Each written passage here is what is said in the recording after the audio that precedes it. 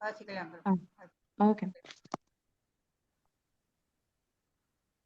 निकुञ्जयूनो रतिकेलिसेद्यै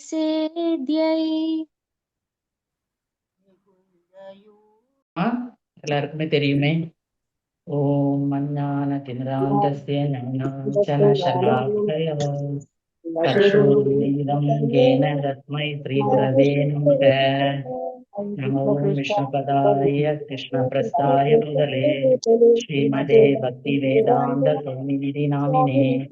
நமஸ்தே சரஸ்வதே தேவி கௌரவாணி பிரச்சாரிணே निर्विशेष शून्यवादी पाशाद्य देशधारिणे. जय श्री कृष्ण चैतन्य प्रभु नित्यानंद श्री अद्वैत गदाधर श्रीवासादि गौरभक्त वृंदा. हरे कृष्णा कृष्ण कृष्ण हरे हरे, हरे राम राम राम हरे हरे, हरे कृष्णा. இப்ப நம்ம என்ன படிச்சோம்? நம்ம முக்கியமான ஒரு சாப்டர் படிச்சுட்டு இருக்கோம் பகவத்கீதால, அதாவது பரத்தை அடைதல் 8வது சாப்டர் நம்ம படிச்சுட்டு இருக்கோம். அதோட அதுல இன்னைக்கு படிக்க போற ஸ்லோகம் வந்து 8.3. யாருடா இது படிக்கணும் டிரான்ஸ்லேஷன்? கிருபாசங்கரி மாதாஜி. ஓகே, படிக்கிறேன் மாதாஜி. ஹரே கிருஷ்ணா மாதாஜி. ஹரே கிருஷ்ணா ஹரே கிருஷ்ணா. வீடியோ புருஷோத்தம படிக்கவா மாதாஜி? படிங்க மாதாஜி படிங்க. புருஷோத்தமரான முழுமுதற் கடவுள் கூறினார், அழிவற்ற உன்னதமான உயிர்வாழி பிரம்மன் என்றும் அதன் நித்தியமான இயற்கை அத்தியாத்தம் என்றும் அறியப்படுகின்றது. ஜீவாத்மாவின் ஜட உடலை வளர்க்கும் செயல்கள் கர்மா, அதாவது பலன் நோக்கு செயல்கள் என்று அறியப்படுகின்றன. தேங்க்யூ மாதாஜி. ஹரே கிருஷ்ணா மாதாஜி. ஹரே கிருஷ்ணா மாதாஜி. ஹரே கிருஷ்ணா. நம்ம 8வது சாப்டர் என்ன படிக்கிறோம்னா பரத்தை அடைதல்னு படிக்கிறோம். இது முக்கியமான ஒரு சாப்டர். அதாவது பரம்னாலே நமக்கு மீனிங் என்ன தெரியும்னா மிகவும் உன்னதமானதுன்னு தெரியும், அதுக்கு மீனிங். அதே மாதிரி பகவான் வந்து மிக மிக உன்னதமானவர். அப்ப அவர் இருக்கிற அந்த பரமஸ்தலம், அதாவது அந்த இடம் வந்து எப்படி இருக்கும்? மிக உன்னதமானதா இருக்கும். அந்த இடத்தை நம்ம எப்படி அடையலாம்? அதை அடையிறதுக்கு தான் இங்க என்ன செய்யறாங்க, அர்ஜுனன் வந்து ஃபர்ஸ்ட் 2 ஸ்லோகால நிறைய கொஸ்டின்ஸ் கேட்கிறாரு நமக்கு வேண்டி. கேட்டுக்கிட்டு அவர் அதுக்கு பகவான் என்ன செய்யறாரு, இந்த ஸ்லோகத்துல ஆன்சர் பண்றாரு. ஒவ்வொன்னா ஆன்சர் பண்ண போறாரு. ஃபர்ஸ்ட் ஸ்லோகத்துல அர்ஜுனன் என்ன கூப்பிடுறாருன்னா பகவான புருஷோத்தமனைன்னு கூப்பிடுறாரு. ஏன் புருஷோத்தமன் கூப்பிடுறாரு? புருஷர்கள்ல உத்தமமானவர். அதாவது நம்ம நினைப்போம் அர்ஜுனனு கூட இருந்து அவர் என்ன செய்யறாரு, விளையாடிட்டு இருக்காரு, பேசிட்டு இருக்காரு, அப்ப அவர் வந்து ஒரு சாதாரண மனுஷனா அப்படின்னு நினைக்கலாம். அதை காட்டுறதுக்கு வேண்டிதான் அங்க அர்ஜுனன் என்ன கூப்பிடுறாரு, பகவான புருஷோத்தமான்னு கூப்பிடுறாரு. 2வது சாப்டர்ல என்ன, 2வது ஸ்லோகால என்ன கூப்பிடுறாருன்னா மதுசூதனரேன்னு கூப்பிடுறாரு. மதுசூதனன்னா என்னது? மது என்ற அரக்கனை அழிக்கிறாரு. அதாவது அந்த மதுங்கிற அரக்கன் வந்து மொத்த அறியாமையோட ஒரு இருப்பிடம். அப்போ அதுக்கு மீனிங் என்னன்னா அறியாமையை அழிக்கிறாரு. அப்ப இங்க அர்ஜுனன் என்ன சொல்றான்னா, அப்ப எனக்கும் நிறைய அறியாமைகள் இருக்கு, அந்த அறியாமையை நீ எல்லாம் அழிச்சு தரணும் அப்படின்னு அவர் கொஸ்டின் கேட்கிறாரு. அதுல ஃபர்ஸ்ட் கொஸ்டின் என்ன கேட்கிறாருன்னா பிரம்மம் என்னன்னு கேட்கிறாரு. அடுத்து கர்மான்னா என்னன்னு கேட்கிறாரு. அதுக்கு பகவான் இங்க என்ன சொல்றாருன்னா பிரம்மம் என்றால் என்ன, அதாவது பிரம்மம்னா இங்க என்ன சொல்றாங்கன்னா ஜீவாத்மாவை சொல்றாங்க. பரபிரம்மம்னா இங்க என்ன சொல்றாங்கன்னா பகவானை குறிக்கிறாங்க. நம்ம சில நேரங்கள்ல என்ன நினைப்போம்னா பிரம்மனும் பரபிரம்மம் எல்லாம் ஒண்ணுதான். ஆனா எல்லாருமே யார்கிட்ட இருந்தா வந்திருக்கோம்? பகவான்கிட்ட இருந்துதான் வந்திருக்கோம். அப்ப நம்மளும் அவரை போலதான், நம்மளுக்கும் அவருக்கு வித்தியாசம் இல்லை. ஆனா அப்படி கிடையாது. என்ன வித்தியாசம்னா பிரம்மனுக்கும் பரபிரம்மனுக்கும் என்ன வித்தியாசம்னா, பிரம்மன்னா அது ஒரு ஆத்மா, அது ஒரு ஆளுக்க காட்டுக்குள்ளால மட்டும்தான் இருக்கும். இப்ப நமக்குள்ள இருக்கக்கூடிய ஆத்மாக்கு வேற யாரை பத்தியுமே தெரியாது. உங்களுக்கு என்ன இருக்கு, வேற யாருக்கு என்ன பண்ணுது, வெளியில நீங்க சொல்றது மட்டும்தான் புரியும். ஆனா பரபிரம்மம் என்கிறது வந்து எல்லா இடத்துலயும் வியாபிச்சிருக்கு. ஒவ்வொரு ஜீவராசிகளுக்குள்ளாலையும் என்ன இருக்கு என்கிறத வந்து அந்த பரபிரம்மனுக்கு வந்து தெரியும். அப்ப பிரம்மன்னா ஒரு குறிப்பிட்ட எல்லைக்குள்ளாலதான் இருக்க முடியும். பரபிரம்மன் வந்து எப்படி இருக்கும்? எல்லா இடமும் இருக்கும். இத அவரு 15வது சாப்டர்ல 7வது ஸ்லோகத்திலேயே அவரு சொல்றாரு. மமை வாம்சோ ஜீவலோகை அப்படின்னு ஒரு ஸ்லோகம் இருக்கு. அதுல அவர் சொல்றாரு, அதாவது நான் வந்து எங்கேயுமே எல்லா இடமும் வியாபிச்சிருக்கிறேன். நான் வந்து ஒரு பெரிய ஒரு இது எனக்கிட்ட இருந்த, அதாவது அணு ஆத்மா விபு ஆத்மானெல்லாம் படிச்சிருக்கோம் நம்ம இதுக்கு முன்னாலே. அப்ப நான் எனக்கிட்ட இருந்துதான் எல்லாமே தோன்றுது, கடைசியில என்கிட்ட தான் எல்லாமே வந்து சேருது. அப்படி அப்ப எங்க இருக்கக்கூடிய எல்லா ஜீவராசிகள், புழு பூச்சிகள் மனுஷன் உட்பட எல்லா ஜீவாத்மாக்களும் என்கிட்ட இருந்த என்னோட ஒரு சின்ன நுண்ணிய அங்கம் தான். நான் வந்து ஒரு விபு ஆத்மா, நீங்க எல்லாம் ஒரு அணு ஆத்மா தான். அப்ப இப்ப ஒரு முதலாளிக்கும் ஒரு தொழிலாளிக்கும் வித்தியாசம் இருக்கும். நம்ம ஒருத்தரை ஒர்க் பண்றோம், அங்க இருக்கக்கூடிய ஹையர் ஆபீஷியலுக்கும் நம்ம ஒரு பியூனா இருந்தா நமக்குமே வித்தியாசம் இருக்கும். நம்ம அவன்கிட்ட இருந்தா சேலரி வாங்குறோம், எல்லாம் செய்யறோம். அதனால நம்ம 2 பேரும் மனுஷன் தானே, அதனால நம்ம 2 பேரும் ஒண்ணுதான். நம்ம 2 பேர் நீ பண்றது போல நானும் பண்ணுவேன்னு நம்மளால அங்க பண்ண முடியாது. கண்டிப்பா 2 பேருக்கு வித்தியாசம் இருக்கு. அதே போல இங்க பிரம்மத்துக்கும் பரபிரம்மத்துக்கும் வித்தியாசம் இருக்கு. பிரம்மம்னா நம்மளை எல்லாம் குறிக்குது, ஜீவாத்மா குறிக்குது. பரபிரம்மம்னா என்ன குறிக்குதுன்னா பகவானை குறிக்குது. அதுல அத்தியாத்மான்னு ஒரு வேர்டு வருது. அத்தியாத்மானா இங்க என்ன சொல்றாங்கன்னா, அந்த மாதிரி ஆத்மாவோட நித்தியமான சுபாவம் என்ன, நமக்கு சுபாவம் என்ன, நமக்கு நித்தியம் சுபாவம் வந்து நம்ம வந்து நித்தியமானவர்கள். அதாவது நம்ம பகவானுக்கு சேவை செய்ய வேண்டியவர்கள். நம்ம ஆனா என்ன செய்யறோம், நம்மளோட செயல்களால நம்ம இங்க வந்திருக்கோம். நம்மளோட ஆசைகள், பௌதீக ஆசைகள் நிறைய இருக்கிறதுனால பகவான் வந்து ஒவ்வொருத்தரோட ஆசைகளையும் அவர் எந்த விதத்திலேயாவது நிறைவேற்றுவாரு. அதனால நம்ம இங்க வந்திருக்கோம். அப்ப அதனால நம்ம வந்து அப்படி நினைக்க கூடாது. இப்ப அகம் பிரம்மாஸ்மின்னு நிறைய கேட்டிருக்கோம். உடனே எனக்குள்ளால் நான் என்னதுதான் பகவான் தான் அப்படின்னு நினைக்க கூடாது. ஏன்னா பகவானோட செயல்களை எல்லாம் நம்மளால செய்ய முடியாது. அவர் என்னெல்லாம் காட்டுறார், நம்ம நிறைய லீலைகள் படிச்சாச்சு. அதையெல்லாம் நம்மளால என்ன செய்ய முடியாது, செய்யவே முடியாது. ஆனா ஆத்மாக்கும் அந்த இது எல்லா ஆத்மாக்களும் என்னதுதான் நித்தியமானது, அழிவற்றது, அப்படி எல்லாமே இருக்கு. அப்ப அதுல வித்தியாசம் கிடையாது. நம்ம ஆத்மா இந்த பிரம்மன்லையும் பரபிரம்மன்லையும் அந்த ஆத்மாக்குள்ளால எப்படிதான் இருக்கு. ஆத்மா வந்து எப்பவுமே நித்தியமானதுதான், அழிவற்றதுதான், எப்பவுமே ஆனந்தமயமானதுதான், சந்தோஷம் உள்ளதுதான். ஆனா நம்ம இங்க வந்துகிட்டு என்ன செய்யறோம், சுக துக்கங்கள்ல நமக்கு பௌதிக ஆசைகள்னால நம்ம சுக துக்கங்கள்ல ஈடுபட்டிருக்கோம். ஆனா பரபிரம்மம் அப்படி இல்லை, எல்லா இடமும் வியாபிச்சிருக்கு. எப்பவுமே அங்க என்ன இருக்கும், ஆனந்தம் இருக்கும். அது வந்து அப்படி இருக்கு. ஏன்னா இப்ப நமக்கு என்ன இருக்குன்னா, ஒரு சரீரம் கொடுத்திருக்காங்க. அந்த சரீரம் வந்து அதுக்குள்ளாலதான் நம்ம ஆத்மா இருக்கு. இது எதோட கம்பேர் பண்ணலாம்னா, இப்ப ஒரு வீடு இருக்குன்னு வச்சுப்போம். நமக்கு அந்த வீட்டு முடியலைன்னா நம்ம அடுத்த வீடு வாடகைக்கு காலி பண்ணிட்டு போவோம். அதுக்குன்னு நம்ம பயப்பட போறதில்லை. இந்த வீட்டுல இருந்து அந்த வீட்டுக்கு போறோமே நம்ம பயப்பட போறதில்லை. அதே போல இப்ப ஆத்மா வந்து நம்ம சரீரமான அந்த வீட்டுக்குள்ளால இருக்கு. அது இதை விட்டுக்கிட்டு இன்னொரு இதுக்கு போறதான் நம்ம மரணம்னு சொல்றோம். அப்ப நம்ம என்ன வேண்டாம்னா, நம்ம சரீரம் வந்து என்ன செய்யுது, நிறைய வளர்ச்சி மாற்றங்களுக்கு உட்பட்டு இருக்கு. அந்த உட்பட்டது கடைசியில என்ன செய்யுது, மரணம் அடையுது. அந்த மரணத்தை கண்டோ எதை கண்டோ நம்ம ஆத்மா என்கிற உணர்வு இருந்ததுன்னா நம்ம பயப்படவே வேண்டாம். நம்ம வந்து இங்க என்ன நினைச்சிருக்கோம், நான் தான் உடல், நான் தான் இது அப்படின்னு நினைச்சிட்டு இருக்கனாலதான் நம்ம பயப்படணும். இல்லைன்னா நம்ம பயப்பட வேண்டாம். இங்க பிரபுபாத் என்ன சொல்றாங்கன்னா, பிரம்மம் வந்து ஆத்மாவையும் பரபிரம்மம் வந்து பகவானையும் குறிப்பிடுது. சில நேரங்கள்ல எல்லாரும் சொல்லுவாங்க, அதாவது ஆத்மா பரமாத்மா ரெண்டுமே ஒண்ணுதான், அதாவது பிரம்மமும் பரபிரம்மமும் எல்லாம் ஒண்ணுதான் அப்படின்னு நம்ம கேட்டிருக்கோம். நிறைய பேர் சொல்றதை நம்ம கேட்டிருக்கோம், எல்லாம் ஒண்ணுதான். ஆனா அதுவும் தப்புதான். அவர் வந்து எப்பவுமே என்ன சொல்றாருன்னா, ஆத்மா வந்து என்னது பௌதீக உலகில இருக்கிறதுனால அதுக்கு நிறைய பௌதீக ஆசைகள் இருக்கு. இப்ப நமக்கு நிறைய ஆசைகள் இருக்கு, அதை வாங்கணும் இதை வாங்கணும். அதே போல நம்ம என்ன செய்யறோம், அடுத்தவங்களை கூட கம்பேர் பண்ணிப்போம். ஒரு அகங்காரம், அவனை விட நான் நிறைய படிச்சிருக்கேன், அவனை விட எனக்கு நல்ல பெரிய வேலை இருக்கு, அவனை விட பெரிய வீடு இருக்கு, இப்படி கம்பேர் பண்ணி நம்ம ஒரு அகங்காரத்தையும் வச்சிருக்கோம். ஆனா என்னைக்குமே நமக்கு வந்ததில்லை நம்ம வந்து அவனோட வேலைக்காரன் தான் அப்படின்னு நம்ம வந்ததில்லை. இப்போ ஒரு ஆபீஸ் போனா கூட நம்ம ஒருத்தனை கீழே தான் வேலை செய்யறோம், ஏதோ ஒரு ஆளுக்கு கீழே தான் வேலை செய்யறோம். ஆனாலும் சில நேரங்கள்ல நம்ம அகங்காரம் எட்டி பார்க்கும், ஐயோ இவனை கீழே நம்ம எதுக்கு வேலை செய்யணும், நம்மள வேலைக்காரன்னு சொல்றதுல நமக்கு என்ன கிடையவே கிடையாது, ஒரு ஆசையே கிடையாது. எல்லாருக்கும் நம்ம வந்து எப்படி இருக்கணும், நான் தான் ஹீரோவா இருக்கணும், நான் தான் முதலாளியா இருக்கணும். எல்லா இடத்துலயும் இப்ப ஒரு கூட்டத்துக்கு போனா கூட, சொந்தக்காரங்க கூட்டத்துக்கு போனா கூட எல்லாரும் நம்மளை கண்டுக்கணும், எல்லாரும் நம்மளை பெருசா நினைக்கணும், ஐயோ அப்படி வசதியானவங்க அப்படி இப்படி நினைக்கணும், அப்படிதான் நினைச்சுக்கிறோம். ஆனா பக்தர்கள் மட்டும்தான் என்ன நினைக்கிறாங்கன்னா, நான் யாருமே கிடையாது, நான் பகவானோட தாசன் அப்படின்னு நினைச்சுக்கிறாங்க. அடுத்தது நம்ம பார்த்தோம்னா, அந்த பௌதீக உலகில இருக்கும் போதுதான் நமக்கு இப்படிப்பட்ட ஆசைகள் எல்லாம் வந்து நம்ம இப்படி பண்றோம். அடுத்து சில நேரங்கள்ல நம்ம வந்து ஆன்மீக இயற்கைக்குள்ளால போகும்போது நம்ம என்ன செய்ய ஆரம்பிச்சிடறோம், நம்ம வேலைக்காரன் பகவானோட சர்வெண்ட் இப்படி எல்லாம் நம்ம இது பண்ணிடுறோம். அந்த நிலையை நம்ம என்ன சொல்லணும்னா, அதனால நம்மள என்ன சொல்லுவாங்கன்னா, பகவானோட நடுத்தர சக்தி தான் நம்ம எல்லாம். அப்ப நம்ம வந்து பகவானோட ஒரு நடுத்தர சக்தி. ஆனா 2 நிலைக்கு இடைப்பட்டு இருக்கோம். பௌதீக உலகில இருக்கும்போது நமக்கு ஆசைகள் வேறையா இருக்கு. அடுத்து நம்ம ஆன்மீக இயற்கைக்குள்ள வந்த உடனே, இப்ப பக்திக்குள்ளால வந்த உடனே நம்ம என்ன நினைச்சுக்கிறோம், நம்ம எல்லாமே பகவான் தான் உணர்வு நமக்கு வருது. இப்போ கொஞ்சம் கொஞ்சமா நமக்கு வர ஆரம்பிச்சாச்சு. இப்ப வந்து நம்ம ஃபர்ஸ்ட் நம்ம இதுக்கு முன்னால இருந்த கேரக்டருக்கும் இப்ப நமக்கு இருக்க கேரக்டருக்கும் கொஞ்சம் வித்தியாசம் வரதான் செய்யுது அப்படின்னு சொல்றோம். அடுத்து நம்ம இங்க என்ன சொல்றாங்கன்னா, அதனால இங்க வந்து ஆன்மீக உலகுல வந்து பௌதீக உலகுல வந்து நம்மள சரீரம் மாறிக்கிட்டே இருக்கும். அதாவது கர்மான்னா இங்க கேக்குறாரு அர்ஜுனன் கேக்குறாரு, கர்மான்னா என்ன?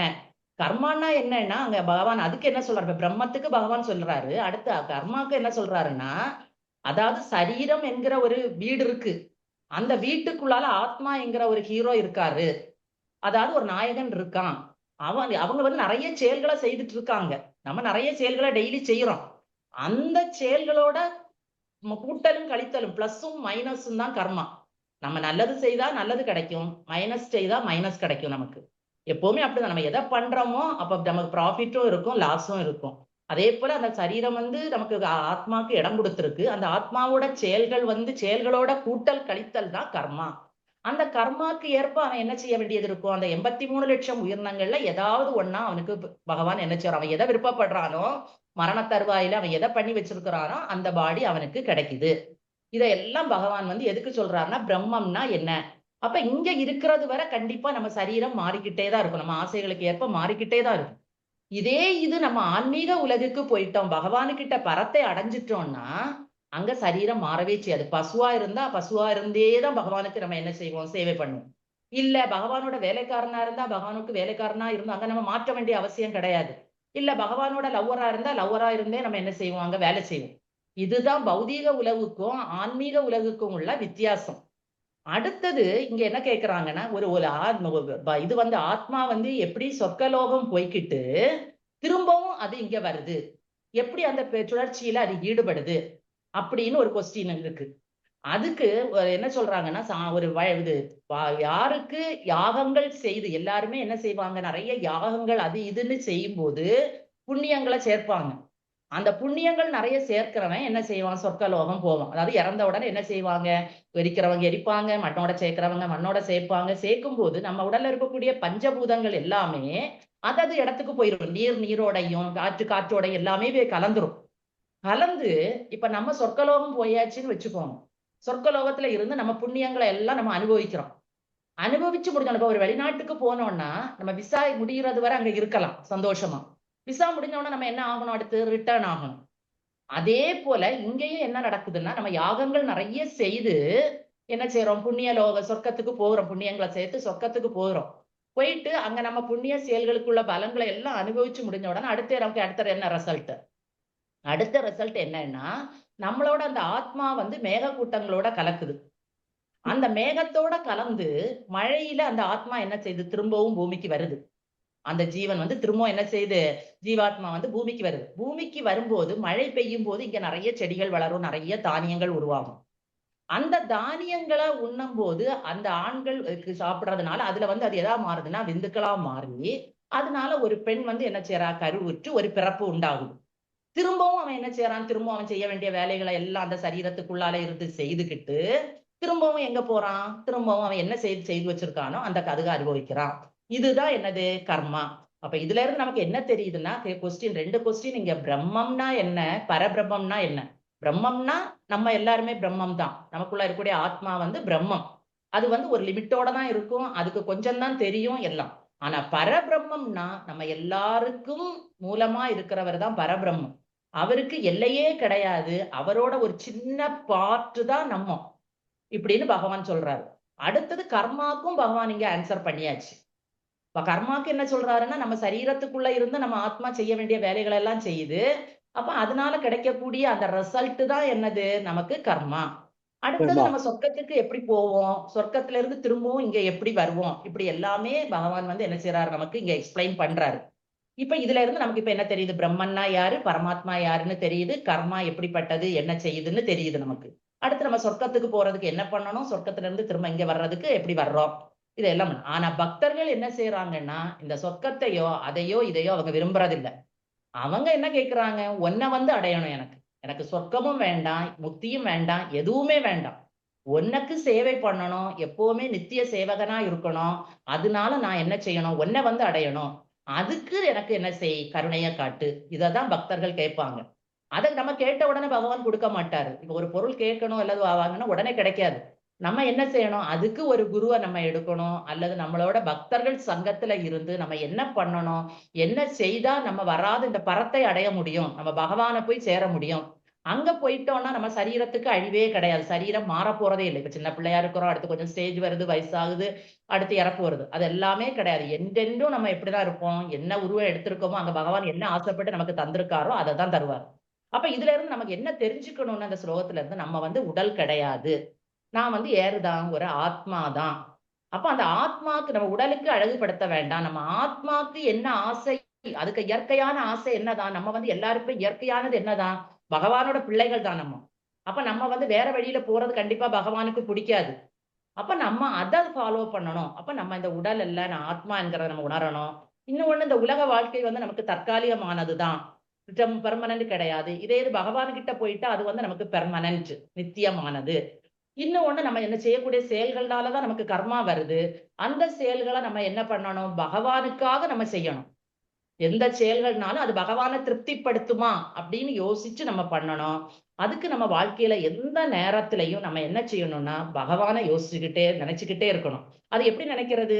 பரிணாமம். இப்ப நம்ம இது ஸ்டாண்டிங் பண்ண ஆரம்பிச்ச பிறகு நமக்கு எல்லா நேரமும் என்னதான் வாயில வருது, சும்மா தூங்கி கிடந்தாலும் அதுல ஒரு அந்த நாமம் கொண்ட ஒரு வீக் வச்சிருப்பாங்க. அந்த வீக்கெல்லாம் பாத்தீங்கன்னா உறக்கத்திலயுமே எப்பவுமே நமக்கு என்னதான் இருக்கும், ஹரே கிருஷ்ணா தான் வந்துட்டே இருக்கும். அதே போல ஏதாவது ஒரு பிரச்சனையை பார்த்தோம்னா கிருஷ்ணான்னு தான் வருது, வேற யாரையுமே கூப்பிட தோணல நமக்கு. அப்ப நம்ம இப்பவுமே அதை பிராக்டிஸ் பண்ணி வரும்போது கண்டிப்பா நம்ம என்ன வேண்டாம், நமக்கு சொர்க்கமும் வேண்டாம், நம்ம பரபிரமன் ஆகணுங்கிற ஆசையும் நமக்கு வராது. எல்லா ஐஸ்வர்யங்களையும் அடையணும் பௌதிக உலகில, ஏன்னா இதெல்லாம் நிலையற்றது. எப்படினாலும் நம்ம விட்டுட்டு தான் போக போறோம். எத்தனை கோடி அல்லது எத்தனை மில்லியன் நம்ம சம்பாதிச்சு வச்சாலும் எல்லாத்தையும் விட்டுட்டு தான் போக போறோம். அது எப்படி போகுதுன்னு நமக்கு தெரியாது. அடுத்தது அதுக்கு நம்ம இவ்வளவு கஷ்டப்படணும்னு நமக்கு அவசியம் கிடையாது. அப்ப இதெல்லாம் விட்டுட்டு நம்ம கையில நம்ம இதை மட்டும் யோசிச்சுட்டு இருந்தோம்னா, பகவானை மட்டுமே நம்ம சிந்திச்சுட்டு இருந்தோம்னா, நம்ம என்ன பண்ணலாம், நம்மளோட பகவானோட வைகுண்டத்தை அடைஞ்சு சந்தோஷமா இருக்கலாம். இததான் பகவான் இங்க சொல்லி கொடுக்குறாரு நமக்கு. ஹரே கிருஷ்ணா. இதுல ஏதாவது டவுட் இருந்துச்சுன்னா அடுத்து நம்ம பார்க்கலாம். பிரபு சொல்லுவாரு. ஹரே கிருஷ்ணா பிரபு. அடுத்தது நம்ம எதை படிப்போம்னா, பாகவதம் படிக்கலாம். அதாவது 10வது கேண்டோல உள்ளது. பாகவதத்துல என்ன கொடுக்குறோம்னா, நாராயணம் நமஸ்கிருத்ய நரஞ்சைவ நரோத்தமம் தேவீம் சரஸ்வதீம் வியாசம் ததோ ஜெயம் முதிரையே நஷ்டப்பிராயேஷு அபத்ரேஷு ஹிருத்யம் பாகவத சேவையா பகவதீர் உத்தம ஸ்லோகே பக்தி பவதீர் நைஷ்டிகி மூகம் கரோதி வாச்சாலம் பங்கும் லங்கயதே கிருபாதமகம் வந்தே ஸ்ரீ குருதினதாரிணம் ஸ்ரீ பரவானந்த மாதவம் ஸ்ரீ சைத்தன்ய ஈஸ்வரம். இங்க நமக்கு என்ன படிக்கணும்னா, ஜராசந்தனோட முக்தி. நேற்றுக்கு பிரபு என்ன எடுத்தாங்கன்னா, அதாவது இந்திரபிரஸ்த நகரில் ஸ்ரீகிருஷ்ணா வந்திருக்காருன்னு எடுத்தாங்க. இங்க ஜராசந்தனோட முக்தி படிக்கிறோம். ஜராசந்தனை பத்தி என்ன, ஜராசந்தன் என்னன்னா, முந்தைய பிறவின ஒரு அசுரனா இருந்து பகவானுக்கு மேல வெறுப்புள்ள ஒருத்தனா இருந்தனால இந்த ஜென்மத்திலே அவனுக்கு அது தொடருது. ஆனா இங்க என்ன நடக்குதுன்னா, ஃபர்ஸ்ட் எல்லா பெரியவங்க, நகர மக்கள், உறவினர்கள், பிராமணர்கள், சத்திரியர்கள், எல்லா நாட்டு மக்களும் இருக்கிறாங்க. அங்க யுதிஷ்டர் அவரோட சகோதரர்கள் எல்லாருமே அந்த சபையில இருக்கிறாங்க. ஏன்னா போர் முடிஞ்சு அவங்க இது பண்றாங்க. அப்ப யுதிஷ்டர் பகவான்கிட்ட பேச ஆரம்பிக்கிறார். எல்லாரோட முன்னிலையிலையும் யுதிஷ்டர் பகவான்கிட்ட பேச ஆரம்பிக்கிறார். அப்ப யுதிஷ்டர் பகவானோட, இவங்க எல்லாமே பகவானோட பாண்டவர்கள் பகவானுக்கு ரொம்ப பிடிச்சவங்க. அவங்க பேச ஆரம்பிக்கும் போது உடனே அவருக்கு ஆசைகளை உடனே படிக்க முடியாது. ஃபர்ஸ்ட் பகவான்கிட்ட என்ன செய்யணும், அவரை குளோரிஃபை பண்ணணும். ஒரு சும்மா நம்ம ஒரு ஆபீசரை போய் பார்க்க போறோம்னாலே கண்டிப்பா ஓடி போய் எனக்கு அதை பண்ணிடு இதை பண்ணிடுன்னு நம்ம கேட்க முடியாது. ஃபர்ஸ்ட் அவர்கிட்ட எக்ஸ்கியூஸ் கேட்கணும், அல்லது வரலாமான்னு கேட்கணும், உள்ள போகணும். அதே மாதிரி இங்க யுதிஷ்டரும் என்ன சொல்றாரு கிருஷ்ணர்கிட்ட, நான் ராஜசூய யாகம் பண்ண போறேன், யாகங்களோட ராஜாவே இந்த ராஜசூய யாகம் தான். அப்ப அதை நான் பண்ண போறேன். அது என்ன செய்யணும், இந்த யாகம் யாருதான் பண்ணுவாங்க, பெரிய பெரிய பெரிய அரசர்கள், அதாவது ரொம்ப ரொம்ப பெரிய பெரிய சத்திரபதிகள் எல்லாம் தான் பண்ணுவாங்க. இந்த யாகம் எல்லா யாகங்களுக்கும் ராஜா. இது எதுக்காக பண்றேன்னா, உன்னோட அதிகாரம் பெற்றிருக்கக்கூடிய தேவர்களை திருப்திப்படுத்துறதுக்கு நான் விரும்புறேன். ஏன்னா பகவானோட பகவான் அதிகாரம் கொடுத்து வச்சிருக்கிறவங்க தான் என்னது தேவர்கள். அந்த தேவர்களை திருப்திப்படுத்துறதுக்கு தான் நான் பண்றேன். இது வெற்றிகரமா நடக்கிறதுக்கு நீ எனக்கு என்ன செய்யணும், ஹெல்ப் பண்ணணும் அப்படின்னு எனது யுதிஷ்டர் கேட்கிறாரு. நாங்க இப்ப என்ன, அவர் என்ன சொல்றாருன்னா, நாங்க உன்னோட தான் இருக்கிறோம், அதனால எங்களுக்கு தேவர்கள்ட்ட கேட்டு வாங்க வேண்டியது எதுவுமே கிடையாது. நீ இருக்கிறதே எங்களுக்கு பெரிய திருப்தி தான். உன்னோட பக்தர்களா இருக்கிறது, உன்னோடய இருக்கிறது எங்களுக்கு பெரிய. குந்தி மகாராணி கூட சொல்லுவாங்க, நீ என்ன கஷ்டத்தை வேணாலும் எனக்கு கொடு, அங்க பெற்ற கஷ்டம் வேற யாருமே படல, என்ன கஷ்டம் வேணாலும் எனக்கு கொடு, ஆனா நீ எங்க கூட இருப்ப. எங்களுக்கு கஷ்டம் இருந்தா நீ எங்க கூட இருப்ப, நாங்க சுகமா இருந்தா நீ எங்க கூட இருக்க மாட்ட, அதனால நீ என்ன கஷ்டம் வேணாலும் கொடுன்னு சொல்லுவாங்க. அதே போல இங்க யுதிஷ்டரும் கேட்கிறாரு, எனக்கு எதுவுமே தேவையில்லை, ஆனா தேவர்களை திருப்திப்படுத்தணும்னு நான் என்ன சிறந்த யாகம் பண்றேன். அது எதுக்கு திருப்திப்படுத்தணும்னா, தேவர்கள் சில நேரங்கள்ல என்ன நினைக்கிறாங்கன்னா, உன்னையும் சாதாரண மனுஷனா அவங்கள போல நினைச்சுக்கிறாங்க. அப்படி அவங்க நினைக்காம இருக்கணும். நீ வந்து ஒரு பெரிய ஒரு இதுன்னு அவங்க என்ன செய்யணும், அவங்கள எல்லாரையும் விட நீதான் பரம புருஷர், முழுமுதற் கடவுள் என்கிறது அவருக்கு தெரியணும்.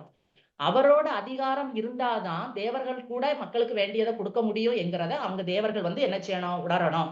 அது வந்து யாரு போவாங்கன்னா, ஜட இச்சைகள்ல ரொம்ப மூழ்கி குழப்பமடைந்து இருக்கிறவங்க தான் தேவர்களை வேண்டி போறாங்க, மற்ற யாருமே போகல. அப்ப நான் வந்து இப்ப என்ன செய்ய போறேன்னா, அந்த யாகம் நடத்தி பிரம்மா சிவன் போன்ற எல்லா கடவுள்களையும் கூப்பிட்டு, நீங்கள் எல்லாருமே பகவானோட சேவகன் தான் அப்படின்னு உள்ளதை அவங்களுக்கு நான் நிரூபிக்கணும். அதுதான் என்னோட ஆசை.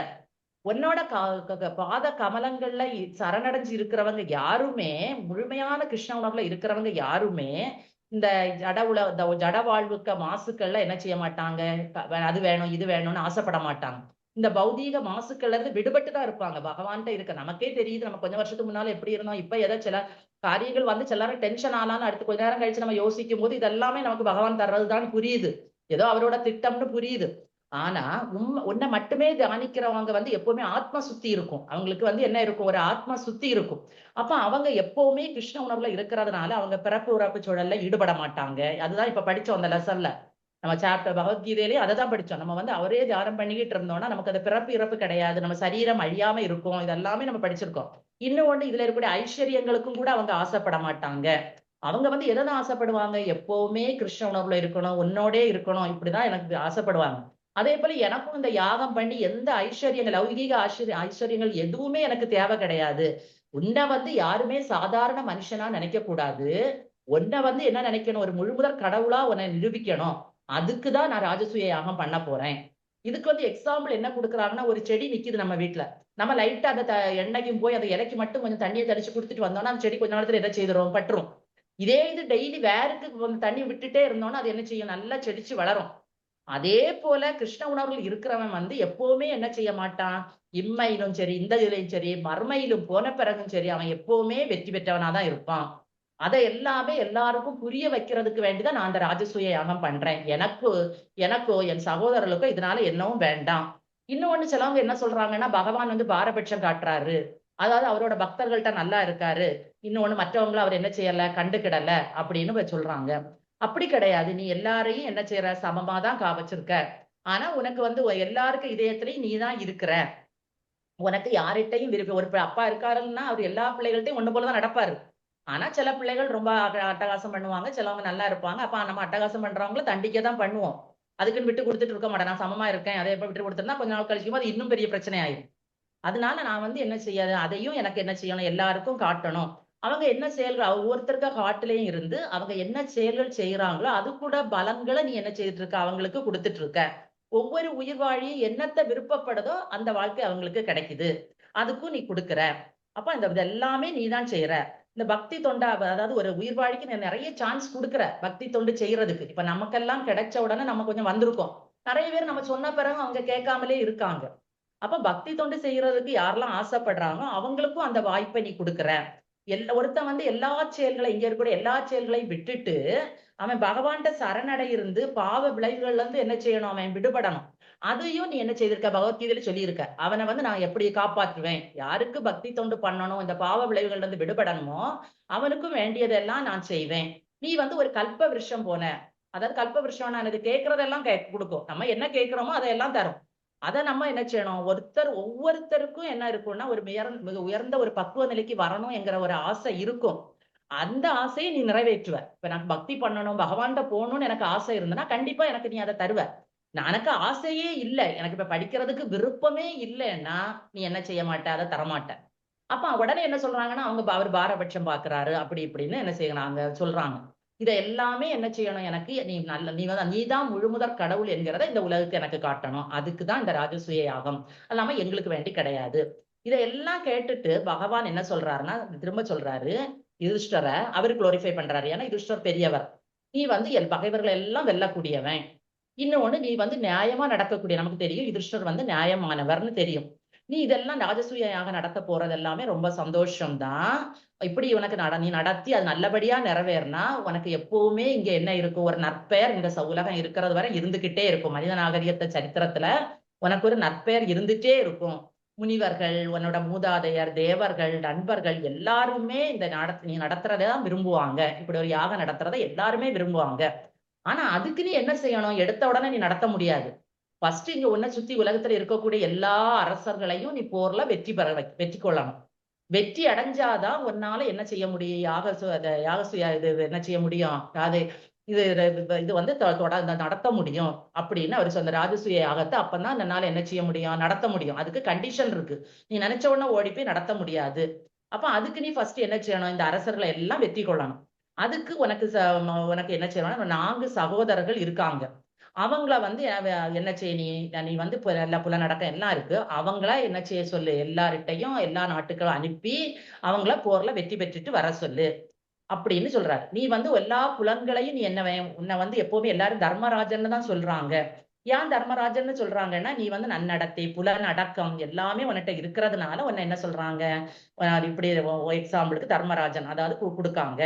அதனால நீ எப்பவுமே நீ என்ன செய்யற, எல்லா பக்தி தொண்டை கரெக்டா பண்ற, எனக்கு எல்லா தகுதிகளையும் பெற்று நீ எனக்கு போட்டியாவே இருக்க அப்படின்னு சொல்றாரு.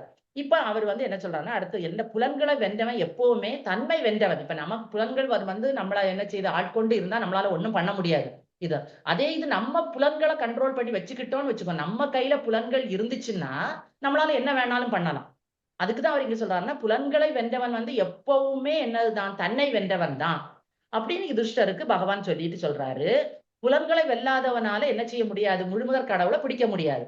நீ வந்து உன்னோட புலன்களை வென்று இருக்கிறதுனால நீ என்னையே அரெஸ்ட் பண்ணி வச்சிருக்க, எனக்கே உனக்கிட்ட இருந்து தப்ப முடியல. இப்ப நம்மளும் அப்படிதான் கரெக்டான பக்தியை பண்ணி தூய பக்தியை பண்ணனா கண்டிப்பா பகவான் நம்மகிட்ட இருந்து போவார் சொல்லியிருக்காரு.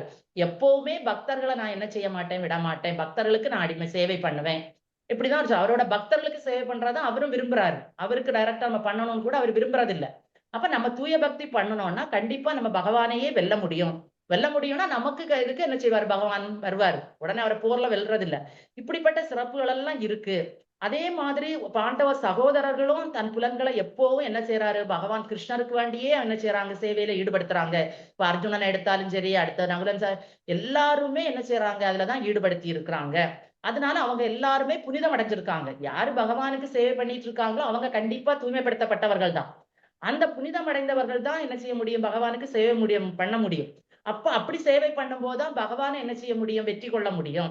அடுத்து அவர் என்ன சொல்றாருன்னா, அவர்கிட்ட 6 அப்புலன்சஸ் இருக்கும் பகவான்கிட்ட. என்னெல்லாம் இருக்கும், செல்வம் இருக்கும், பலம் இருக்கும், புகழ் இருக்கும், அழகு, அறிவு, துறவு, இந்த 6ம் முழுமையா இருக்கும் அவர்கிட்ட.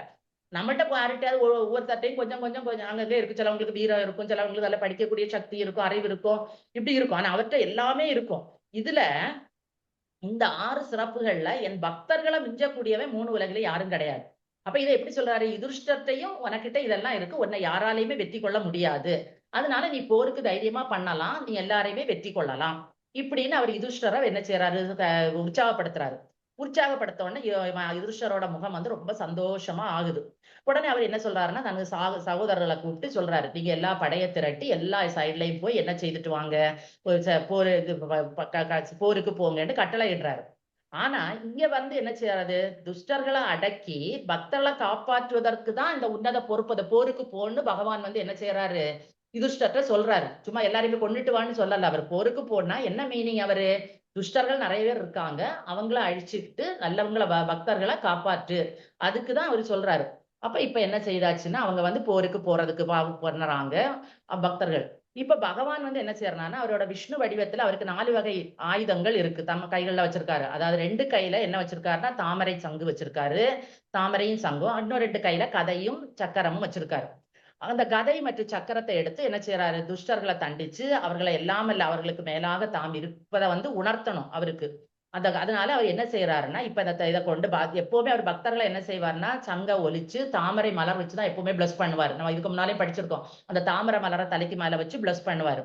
எந்த இன்னல் வந்தாலும் அவர் நம்மளை காப்பாற்றுவார் அப்படின்னு அது நமக்கு மீனிங். அவர் அப்படி நம்மளை பிளஸ் பண்ணுனா நமக்கு என்ன கஷ்டம் வந்தாலும் அவர் வந்து நம்மளை காப்பாற்றுவாருங்கிற மீனிங்.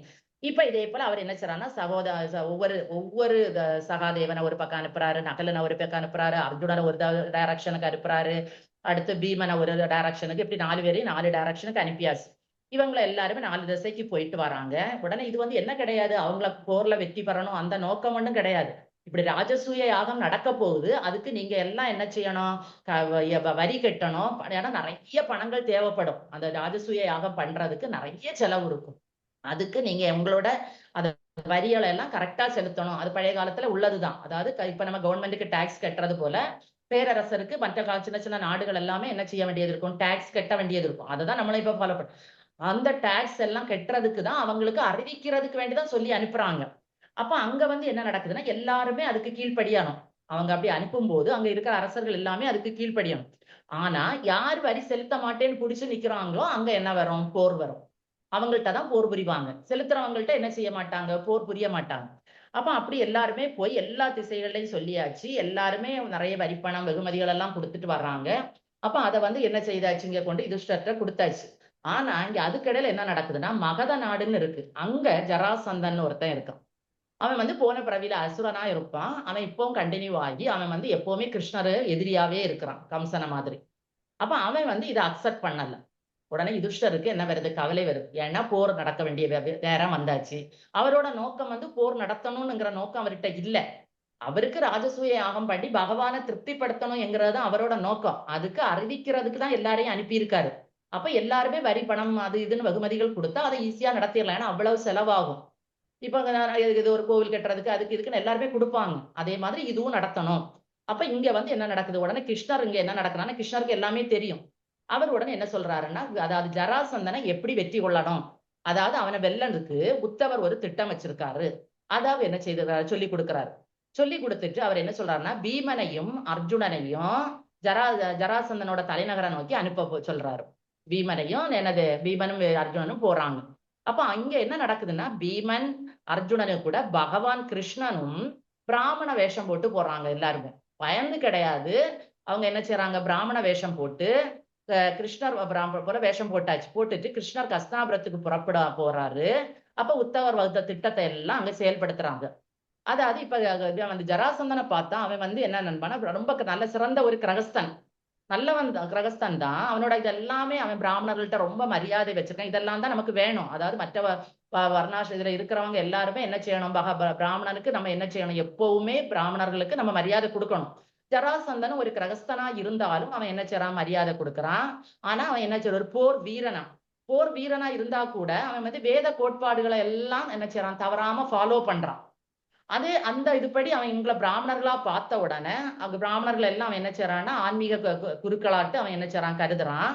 அந்த இங்க வந்து அவன் எல்லாரையும் பார்க்கறான். பார்த்த உடனே பிராமண போல வந்திருக்காங்க. வந்த உடனே அவன் என்ன செய்யறானா, இந்த பிராமணர்களுக்கு என்ன செய்யணும், அது வந்து அவங்க வந்து அதிதிகள், அதாவது விருந்தாளிகளா வந்தா கண்டிப்பா விருந்தாளிகளை நம்ம உபசரிக்கணும்.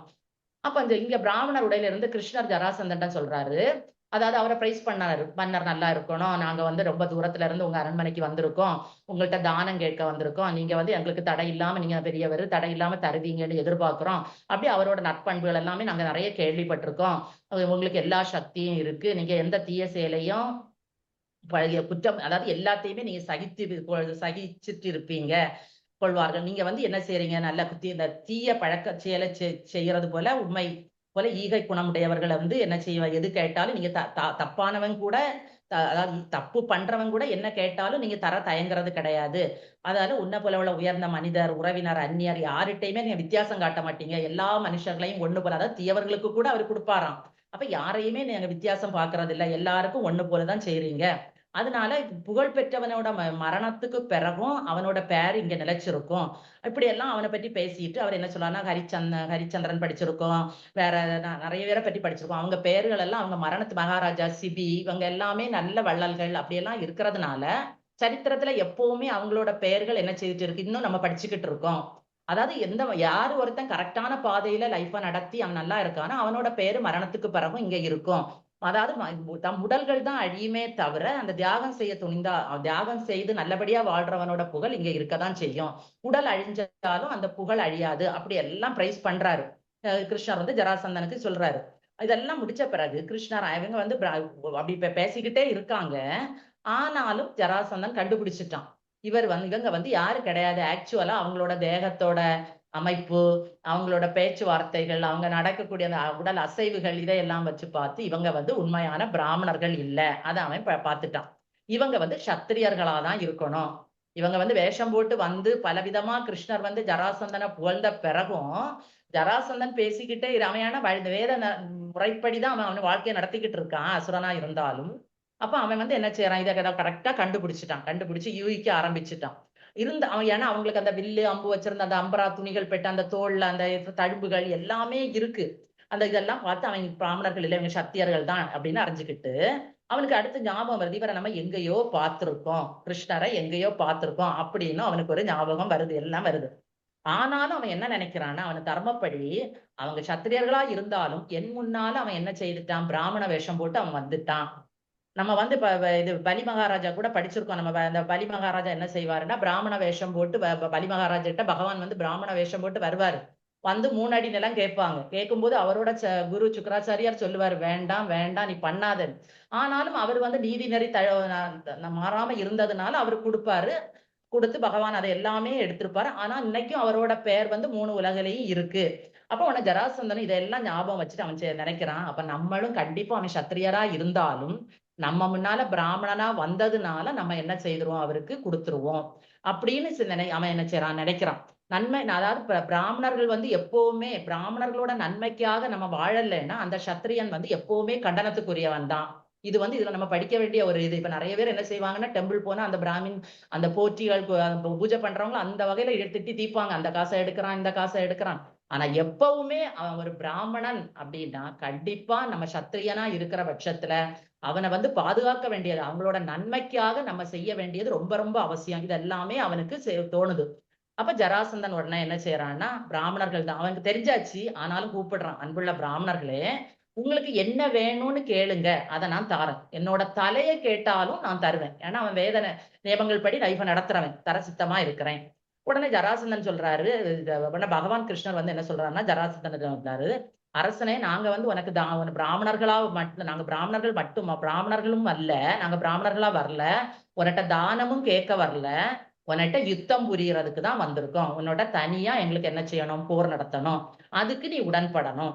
அதாவது பாண்டு மன்னனோட 2வது மகன் வந்து பீமனும் 3வது மகன் அர்ஜுனனும் உனக்கு என்ன செய்திருக்காங்க, போரிடறதுக்கு வந்திருக்காங்க. அதே போல உனக்கு எப்பவுமே எதிரி வந்து கிருஷ்ணர், எதிரியும் வந்து பாண்டவர்களின் உறவினர்னு உனக்கு தெரியும் என்று ஜராசந்தன்ட்ட பகவான் சொல்றாரு. அதாவது இவங்க எல்லாம் உன்னிட்ட போரிடணும். அப்ப இப்ப கிருஷ்ணர் என்ன செய்யாரு, தன்னோட சுயரூபத்தை காட்டின உடனே ஜராசந்தனுக்கு சந்தோஷம், சத்தம் போட்டு சிரிக்கிறான், ஆகான்னு சிரிச்சுக்கிட்டு, அதாவது ஒரு எகத்தாளமா சிரிக்கிறான். சிரிச்சுட்டு அவனுக்கு கோபம் வருது இப்போ. ஏன்னா பகவான் வந்து உண்மையை சொல்லியாச்சுல்ல, கோபம் வருது. ரொம்ப கடுமையான குரலை சொல்றான், முட்டாள்களே, நீங்க வந்து அவன் கூப்பிடுறான் இவங்களை எல்லாருமே, முட்டாள்களே, நீங்க வந்து போர் புறணும்னு நினைச்சிருந்தா அதுக்கு நான் தயார். நான் ஒரு கோழையே கிடையாது. எனக்கு கோழை என்பது நான் என்ன செய்ய அறிய மாட்டேன். உனக்கு யுத்தம் செய்ய எனக்கு விருப்பம் இல்லை. உனக்கு கூட யுத்தம் செய்ய விருப்பம் இல்லை. ஆனா நீ என்ன எதிர்க்கும் போது உனக்கு குழப்பம் வருது. நீ முன்னால ஒருக்க என்ன செய்யற, பழைய கதை ஏதோ சொல்றான், உனக்கு என்னால ஒருக்க என்ன கண்டு பயந்து நீ என்ன செய்யற, மதுராவை விட்டே வெளியேறி போய் இப்ப என்ன செய்யறா, கடலுக்குள்ள கூட ஒளிச்சிருந்த அந்த காலம் எல்லாம் உண்டுன்னு அவன் சொல்றான். ஜராசந்தன் பகவானோட பழைய கதையை அவருக்கு சொல்லி ஞாபகப்படுத்துறான். ஆனா அர்ஜுனன் வந்து எனக்கு இளையவன், எனக்கு சமமானவன் இல்ல. பீமசேமன் வந்து அதனால அவனோட நான் போரிட மாட்டேன். அவன் அந்த போர் தர்மத்தையும் பாதுகாக்கிறான். அதாவது அர்ஜுனன் என்ன வந்து விட இளையவனா இருக்கிறதுனால அவனோட நான் போரிட மாட்டேன், பீமனோட நான் போரிடலாம். அடுத்து அவன் என்ன சொல்றான்னா, இன்னும் பண்றான் அவன். அதாவது பீமன்ட்டு அந்த நேரத்துல ஆயுதங்கள் இல்ல. உடனே அவன்கிட்ட இருந்த 2 கதையில ஒரு கதையை எடுத்து கொடுக்குறான்.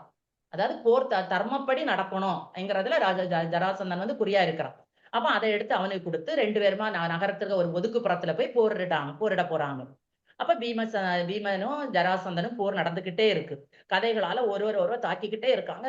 போர் நடந்துகிட்டே இருக்கு. அதான் 2 பேருக்கும் களைப்பும் இல்ல, தோல்வியும் இல்ல, வெற்றியும் இல்ல, நடந்துகிட்டே இருக்கு. அப்படி 27 நாள் போர் நடக்குது. அப்ப பீமனாலையும் ஜராசந்தனை வெற்றி பெற முடியல, ஜராசந்தனாலையும் பீமனை வெற்றி பெற முடியல. ஆனா அதனால என்ன செய்ய முடியல, 2 பேருக்கும் ஒதுங்க முடியல. 27 நாள் போர் நடந்தாச்சு. அடுத்து பீமன் வந்து சொல்றான் கிருஷ்ணர்கிட்ட, கிருஷ்ணா, என்னால இன்னும் முடியாது, அவனை வந்து வெற்றி அடைகிறது வந்து லேசப்பட்ட காரியம் இல்ல, அதனால நான் என்ன செய்றேன், தோல்வியை நான் ஒற்றுக்கொண்டு நான் போறேன், அவனை முடியாதுங்கிறது எனக்கு தெரிஞ்சு போச்சு அப்படின்னு. 28ஆம் நாள் உனக்கு கிருஷ்ணர் சொல்றாரு இங்க. அதாவது கிருஷ்ணர் வந்து ஜராசந்தன் எப்படி பிறந்தாங்கிற ரகசியம் கிருஷ்ணருக்கு தெரியும். கிருஷ்ணருக்கு தான் எல்லாமே தெரியுமே. அவர் என்ன சொல்றாரு பீமன்ட்ட, எனக்கு வந்து அவனோட பிறப்பின் ரகசியம் எனக்கு தெரியும். அவன் வந்து 2 தாய்மார்களுக்கு பிறந்தவன். ஒரு ஆளுக்கு ஒரு பகுதி, ஒரு உடம்பு எடுத்தா 2ஆ பண்ணி, ஒரு பகுதி ஒரு அம்மாவுக்கும், இன்னொரு பகுதி இன்னொரு அம்மாவுக்கும் பிறந்தது. அந்த 2 அம்மாக்களும் என்ன செய்தாங்கன்னா, அதை பார்த்து வெறுப்பு. இப்ப எந்த பிள்ளையுமே நல்லா பிறக்கணும்னு தான் எல்லாரும் ஆசைப்படுவாங்க. இப்ப பகுதி ஒரு கை, ஒரு கால், ஒரு கண், ஒரு காது, இன்னொரு அம்மாவுக்கு ஒரு கை அப்படி பறக்கும்போது, அவங்களோட அப்பா என்ன செய்யறாங்கன்னா, அதனால வெறுப்புட்டு அந்த 2 பகுதியும் கொண்டு காட்டுல போட்டுட்டாரு. ஜராசந்தனோட பிறப்பு காட்டுல போட்டுட்டாரு. காட்டுல ஒரு பெண் மந்திரவாதி என்ன செய்யறாங்கன்னா, அந்த 2 பகுதிகளையும் எடுத்து ஒட்ட வைக்கிறாங்க. அவங்க மந்திரவாதி. அவங்க ஒட்ட வச்சு அத ஒரு முழு குழந்தையா என்ன செய்யறாங்க, உருவாக்குனாங்க. அதனால அவனை எப்படி கொல்லணும்ங்கிறது எனக்கு தெரியும். கிருஷ்ணர் சொல்லி கொடுக்கிறாரு. நினைக்கிறாரு. அது தெரியும். அப்ப அதுக்கு அவர் என்ன சொல்றாரு, அப்ப அவன் வந்து 2 பகுதிகளை ஒட்ட வச்சு பிறந்ததுனால அவனை அப்படி 2ஆ பிரிச்சுதான் கொல்ல முடியும் என்பது கிருஷ்ணருக்கு கிருஷ்ணர் வந்து பீமசேவனுக்கு சொல்லல, குறிப்பு காட்டுறாரு. எப்படி காட்டுறாருன்னா, ஒரு குச்சியை எடுக்கிறாரு. எடுத்து அதை 2ஆ கிழிக்கிறாரு. கிழிச்சு காட்டி கொடுத்த உடனே பீமனுக்கு புரிஞ்சிச்சு. ஓ, அவனை வந்து நம்ம 2ஆ கிழிச்சுதான் கொல்லணும் போல அப்படிங்கிறது புரிஞ்சுக்கிட்டு அவன் என்ன செய்யறான்னா, போருக்கு போறான். இப்ப கிருஷ்ணர் வந்து காப்பாற்றணும்னு நினைச்சா யாராலையும் அவனை கொல்ல முடியாது. கிருஷ்ணர் கொல்லணும்னு நினைச்சிட்டாருன்னா யாராலும் அவனை காப்பாற்ற முடியாது. எந்த ஆட்கள் வந்தாலும் அவனை காப்பாற்ற முடியாது. அப்ப இதை பட்டுட்டு இப்ப என்ன செய்யறான்னா, பீமன் வந்து என்ன செய்யறான்னா, ஜராசந்தனை வந்து ஒரு தரையில தள்ளி போட்டு அடுத்த நாள் போர்ல ஒரு காலை என்ன செய்யறான், அழுத்தி பிடிச்சுக்கிறான்.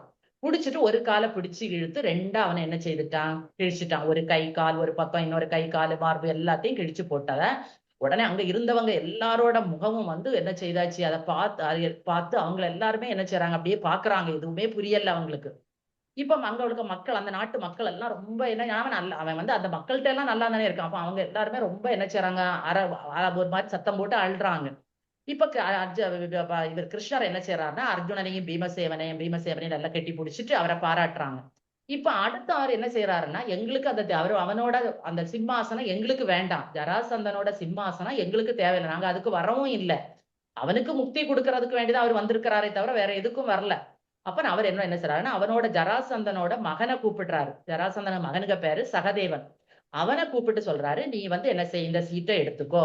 நீதான் உங்க அப்பாக்க சீட்டை நீ எடுத்துக்கோ. ஆனா என்ன செய்யணும், எல்லாரும் நாட்டு மக்கள் எல்லாரும் அமைதியா வாழ்ந்து கிருஷ்ண உணர்வை பரப்பணும். கிருஷ்ண உணர்வை பரப்புறதுதான் நல்லது. அப்ப ஜராசந்தன மகனை வந்து என்ன செய்யறாரு, மற்ற ஜராசந்தன் அதுக்கு மேல என்ன செய்திருக்கான்னா, நிறைய அரசகுமாரர்கள், அரசர்கள் எல்லாரையும் பிடிச்சு அவன் ஜெயிலையும் வச்சிருக்கான். அவன் நிறைய அசுரன் எல்லாம் செய்திருக்கான். அவங்கள எல்லாரையும் நீ ஜெயில இருந்து என்ன செய்யணும், விடுவிக்கணும். இனியோட நீ நல்ல முறையில ஆட்சி பண்ணி கிருஷ்ண பக்தியை எல்லாருக்கும் கொடுக்கணும். இதுதான் என்னோட ஆசை அப்படின்னு அவர் என்ன செய்யறாரு, அவன்கிட்ட சொல்றாரு. அப்ப ஜராசந்தனை கொன்றது வந்து அவர் வேணும்னு அவர் செய்யல. அவருக்கு வந்து என்ன செய்யணும், எல்லாரையுமே காப்பாத்தணும். இன்னொன்னு அசுரனா அவன் பிறப்பெடுத்திருக்கான், அவனுக்கு ஒரு முக்தியை கொடுக்கணும். அப்ப இதுல இருந்து நமக்கு என்ன தெரியுதுன்னா, அவனுக்கு முக்தி கிடைச்சாச்சு. அதாவது அகந்தை, அவன்கிட்ட என்ன அகந்தை இருந்தது, நம்ம ரொம்ப வீரம் மிக்கவன், அது இது. இப்ப நமக்கு வந்து கவர்மெண்ட் டாக்ஸ் போட்டா நம்ம கெட்டாம இருக்கோம்னா நமக்கு என்ன தெரியணும், நம்ம வந்து ஒரு அரசியல்வாதிகளுக்கு வேணா தெரியும் நம்மளால என்ன வேணாலும் முடியும். நம்ம எவ்வளவு டாக்ஸ் போட்டாலும் நம்ம கொண்டு கெட்டுறோம். அப்ப நமக்கு ஒரு எளிமை இருக்கு, அங்க நம்மளால முடியாது இங்க போரிட. அப்ப நம்ம ஜராசந்தன் என்ன நினைச்சாலும் நம்மளால முடியும். எனக்கு ஒரு பெரிய அகந்தை அவனுக்கு, நான் பெரிய வீரன் பெரிய அப்படின்னு ஒரு வீரன் உள்ள அகந்தை இருந்ததுனால அவனுக்கு இப்படி ஒரு அழிவு வருது. இன்னொன்னு பகவானோட திட்டம், பகவான் நினைச்சிட்டாரு அவனுக்கு எப்படியாவது முக்தி கொடுக்கணும் என்ற நினைச்சிட்டாரு. அப்ப பகவானோட திட்டத்தை யாராலையும் தடுக்க முடியாது. யாரையாவது ஒரு ஆளை வச்சு, அவர் வந்து எப்பவுமே அவரா செய்யறதை விட அவரோட பக்தர்களை வச்சு செய்யறது அவருக்கு விருப்பம். நிறைய இன்சிடென்ட் பார்த்திருக்கோம். ஒண்ணுல இவருக்கு பிரம்மாவுக்கு கூட அப்படி ஒரு இன்சிடென்ட் கொடுத்து பிரம்மா பெரியவர்னு காட்டி கொடுப்பாரு. அர்ஜுனன்ட்ட சொல்லுவாரு, நீயே சொல்லு எல்லார்ட்டையும் பகவானோட பக்தர்கள் வந்து அழிய மாட்டாங்கன்னு சொல்லு. ஏன்னா நான் சொன்னா கூட நான் அப்படி செய்ய மாட்டேன். என்னோட பக்தன் கொடுக்குற வாக்கை நான் கண்டிப்பா காப்பாத்துவேன். அதே போல அவன் அடுத்து என்ன சொல்றாரு, உடல் அழிஞ்சாலும் ஆத்மா அழியாது. அது எப்படி தெரியுது நமக்கு, நமக்கு இந்த நிறைய பேர் இப்ப நம்ம படிச்சோம், இவங்க எல்லாருமே நம்ம பலிச்ச மகாராஜா இவங்க எல்லாருமே உடல் அழிஞ்சிட்டு, ஆனா அவங்களோட இது என்ன செய்யாது, ஆத்மா வந்து அழியாது. இன்னொன்னு தர்மம் இருந்தா கண்டிப்பா வெற்றி நிச்சயம் கிடைக்கும். யுதிஷ்டர் வந்து எப்பவுமே தர்மத்துக்கு வழி போறவர். அப்ப கண்டிப்பா வெற்றி நிச்சயம் கிடைக்கும். இன்னொன்னு பகவான்கிட்ட என்ன இருக்கணும், ஒரு சரணாகதி முக்கியம். பாண்டவர்கள் வந்து எப்பவுமே பகவானோட காலடியிலே இருந்தாங்க. என்ன கஷ்டம் வந்தாலும் சரி, நம்மளா இருந்தா கூட என்ன நினைப்போம், நீ கூட இருந்தப்ப இவ்வளவு கஷ்டம் வருது, அப்ப நீ தேவையில்லை அப்படின்னு. ஒரு வீட்டுல கூட நம்ம சாமி கும்பிடும் போது கூட சந்தோஷமா இருக்கும்போது ரொம்ப ஹாப்பியா அந்த பூ அப்படி கட்டி போடலாம், இந்த ட்ரெஸ்ஸை இப்படி போடலாம்னு 1000 யோசனைகள் வரும். ஆனா என்னைக்காவது மனசு கஷ்டம் வந்தப்போ, நீ ஒண்ணுமே சொன்னா கேட்க மாட்டேன், உனக்கு நான் என்ன பண்ண, நமக்கு தெரியும் நம்ம பண்ணி அவருக்கு ஒண்ணும் தேவையில்லை. ஆனாலும் தோணும் என்ன நினைச்சிட்டு தான் இருக்காங்களோ தெரியலையே இப்படி பண்றாங்கன்னு எல்லாரும் கோபமும் வரும் நமக்கு. ஆனா அடுத்த செகண்ட் அதுக்குள்ள பதிலும் நமக்கு கிடைக்கும். ஏதாவது ஒரு ரூபத்துல பகவான் வந்து நமக்கு காட்டுவாரு.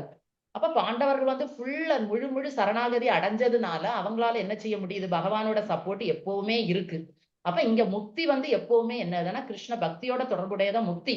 ஆனா பக்தர்கள் வந்து எப்பவுமே முக்தியையும் விரும்ப மாட்டாங்க, மற்ற ஐஸ்வர்யங்களையும் விரும்ப மாட்டாங்க. பகவானோட லோகத்துக்கு நம்ம போய் என்ன செய்யணும்? நித்திய சந்தோஷத்தோட வாழணும்ங்கிறத மட்டும்தான் அவங்க நினைப்பாங்க. ஏன்னா அங்க 2 ஸ்லோகமுமே நமக்கு என்ன சொல்லுதுன்னா, எப்பவுமே நமக்கு என்ன கிடையாது. இப்ப இங்க இருக்கிறது வரதான் நமக்கு சரீரம் வந்து மாறும். அங்க போனா சரீரத்துக்கும் அழிவில்லை, எதுக்குமே அழிவில்லை. நம்ம நித்திய ஆனந்தத்துல இருக்கலாம். அதனால நம்மளும் என்ன செய்வோம்னா, இந்த இதை நல்ல ஸ்ட்ராங்கா பிடிச்சு, இதுல பெரிய கஷ்டம் ஒண்ணும் கிடையாது. 1 மணிக்கு நம்ம கிளாஸ கேட்கணும், பகவானை பண்ணணும், நல்லா கேட்டு நம்மளோட பக்தர்கள் என்ன சொல்றாங்களோ அல்லது குரு என்ன சொல்றாங்களோ அதை கேட்டு கொஞ்சம் கொஞ்சமா நம்ம ஃபாலோ பண்ணி நம்மளோட சொந்த நாடு ஏதோ அந்த நாட்டுக்கு நம்ம போய் சேர்றதுக்கு நம்ம எல்லா விதமான பக்திகளையும் பண்ணுவோம். ஹரே கிருஷ்ணா. கிருஷ்ணா ஹரே கிருஷ்ணா. ஏதாவது டவுட் இருக்குன்னா கேளுங்க, இருந்ததுன்னா எனக்கு தெரிஞ்சா சொல்லி தரேன், இல்லைன்னா பிரபுட்ட சொல்றேன். ஹரே கிருஷ்ணா.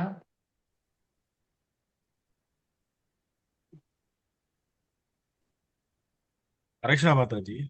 ஹரே கிருஷ்ணா பிரபு. ஹரே கிருஷ்ணா. இன்னைக்கு கிளாஸ் ரொம்ப ஹரே சூப்பரா கிருஷ்ணா. இருந்துச்சு. ஆனா அதுல எனக்கு ரொம்ப பிடிச்ச ஒரு பாயிண்ட் என்னன்னா, ஹரே அவர் கிருஷ்ணா பிரபு. நினைக்கிறது யாரும் தடுக்க முடியாது, அவர் தடுக்கிறத யாராலும் கொடுக்க முடியாது. கண்டிப்பா பிரபு, கண்டிப்பா. 100% பகவான் யாரு மூலமா நமக்கு என்ன என்ன கொடுக்க நினைக்கிறாரோ அதுதான் முடியும்.